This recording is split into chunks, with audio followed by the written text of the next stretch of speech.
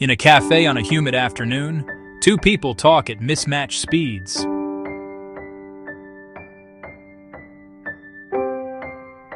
One fires thoughts like a tennis serve, the other waits, stirring her tea, words forming slowly. Neither is wrong, but they occupy different temporal worlds. If personalities have tempos, where did those tempos come from? Evolutionary psychology often explains personality through familiar forces: resource abundance, predation, cooperation. But perhaps we've missed a subtler sculptor. Not what our ancestors faced, but when. The rhythm of danger, the pulse of reward, the tempo of change itself. Maybe the world's own heartbeat, measured in droughts, migrations, and uncertainty, tuned our inner metronomes.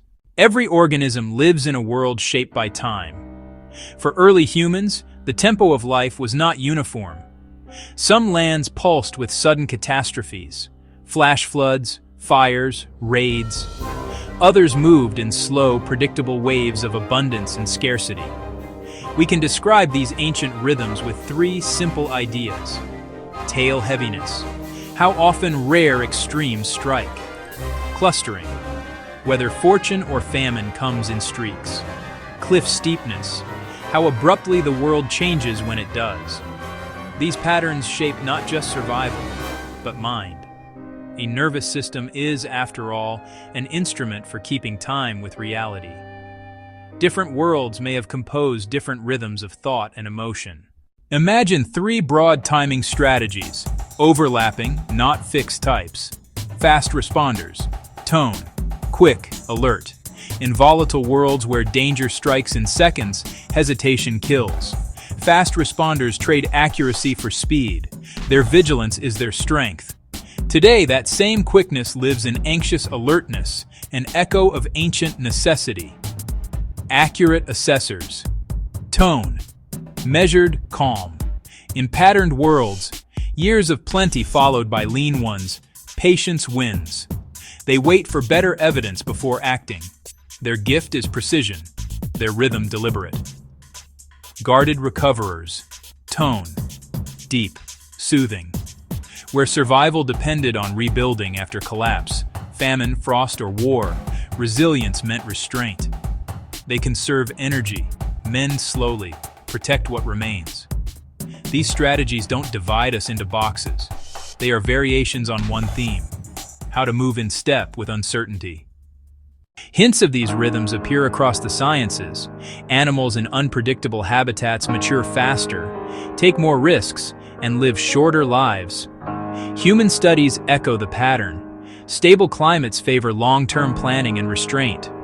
Childhood unpredictability, erratic care, unstable resources can tune the adult mind toward vigilance and speed. But these are patterns, not proofs.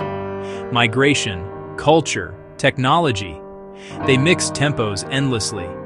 Human beings are a collage of temporal histories, layered like geological time. Our ancestors tuned their minds to the planet's rhythm. We live by silicon clocks. The mismatch is everywhere. Fast responders, once guardians of the tribe, now drown in notifications. Their ancient vigilance turns into chronic anxiety. Accurate assessors, the patient planners, are overwhelmed by constant data.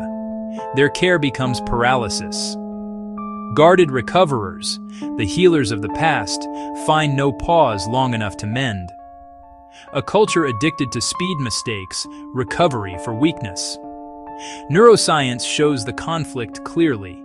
Cortisol, dopamine, circadian rhythms, once cyclical, now trapped in perpetual daylight.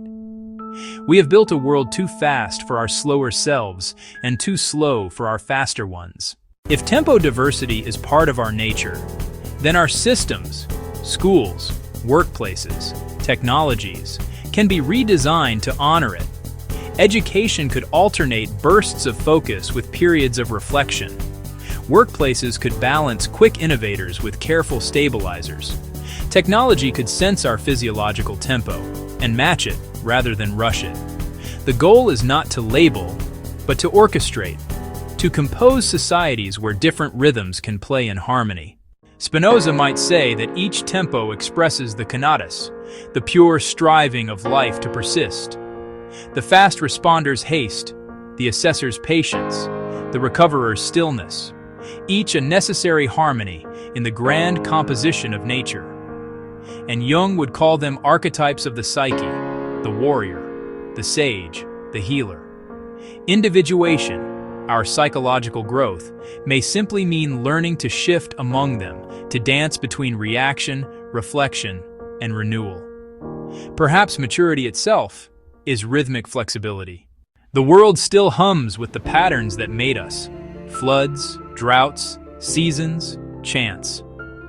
Our nervous systems remember. Yet now, all of us, fast and slow, anxious and calm, live together in one shared temposcape. To truly understand one another, we need a new kind of empathy. Chrono-empathy, the ability to sense another's rhythm without demanding it match our own. That mismatched cafe conversation was never conflict, it was music. Two ancient tempos, keeping time with the same cosmic score. If we can learn to listen for the beat beneath the noise, we might finally hear what the planet and our own bodies have been keeping time with all along.